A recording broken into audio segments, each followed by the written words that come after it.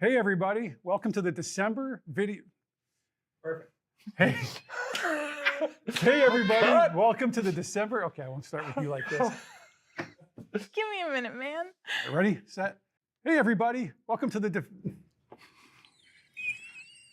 All right, we still rolling? Let's get. Sorry. We're rolling. Hey everyone, welcome to the December Dev Video Update. Super excited to be here with Dave and Katie. We have a lot to share today. We're going to talk about the Winter Convergence Festival Part 2, which is our second edition of that.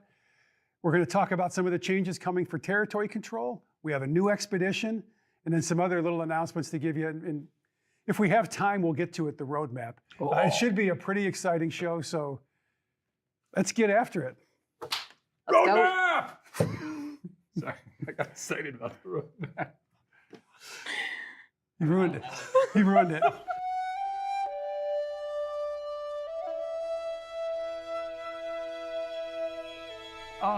Well, welcome back, everybody. Mike Willett here. I'm joined by Sean Puckett and Chad Redwitz, and we're going to talk about some of the cool stuff that's coming out this December.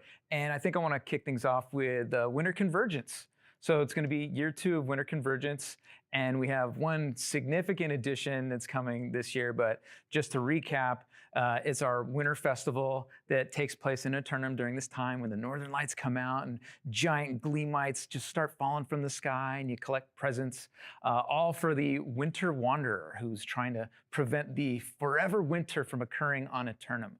But this year, we're bringing the Winter Warrior. He's the big baddie. Chad, why don't you tell us about this big baddie who's going to just start invading the world? Yeah, he's out there. He's trying to ruin everybody's fun. So the Winter Warrior is another large format enemy for all you players out there. So similar to the Halloween event, definitely plan on bringing lots of your friends, shooting for somewhere in the order of 15 to 20. So it takes a good amount of people. He'll be spawning out in the world in multiple locations, just like Halloween. And he's a big giant fight, so he's out there. He's got lots of little kind of minion friends out to help him out in the fight. The frigid folk. The frigid folk, the ice dryads. So he himself has lots of fun, kind of challenging abilities. He'll be raining down these big giant hailstones, creating shockwaves to make them explode. And generally making everyone's lives a little bit of trouble. He's trying to bring forever winter, so he's got to bring the ice, right? Absolutely. So yeah, he's a nice big event there, pretty meaty. Like I said, bring lots of friends and should provide a lot of fun there. I'm very excited because it's also bringing some new rewards and a whole bunch of quests. But again, what's awesome about this time of year is what happens to all the surroundings, including the settlements. Sean, what was kind of like our inspiration and like how we drove to the visual look of our settlements?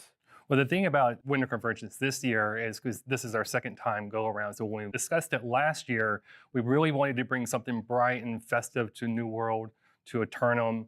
We wanted something colorful. We started with the Aurora Borealis. We wanted to have our own color theme to what winter looked like, or what a holiday looked like in Eternum. So we have our purples and our teals and our gold colors.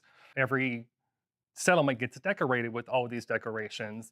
And then what's great about this year is like Brimstone Sands. This is Brimstone Sands' first event. So Brimstone's is fully decorated now. It's going to feel like the holiday in July. Like everything's like hot on the outside, and then it's really cold on the inside. Got icy cool deserts. Colors. Yeah. Nice contrast. Yeah, it looks amazing. I've already seen what Brimstone looks like, and the settlement looks amazing. And I know that we introduced some new skins, and we've introduced a lot of new features, and we've just like really scaled up what Winter Convergence was last year, and made it better for this year, and make it new for returning players, make it fresh and big for players who maybe haven't experienced it yet. Oh, that's pretty awesome. And that's a great add to this December. But there's one other special treat that we have in store for everybody. And hopefully you had a chance to play it in the PTR. It's the Starstone Amrine mashup.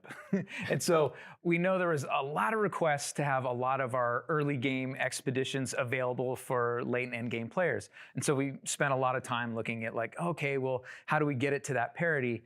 And Starstone and Amrine are connected in the lore. And as a matter of fact, you see in certain areas, like the connections and the paths in the background that actually link the two locations together. And so what we did is within Starstone, you have to go through that entrance, is you have access to this mutation, which now expands it, and now it includes the fight with Foreman Nakashima.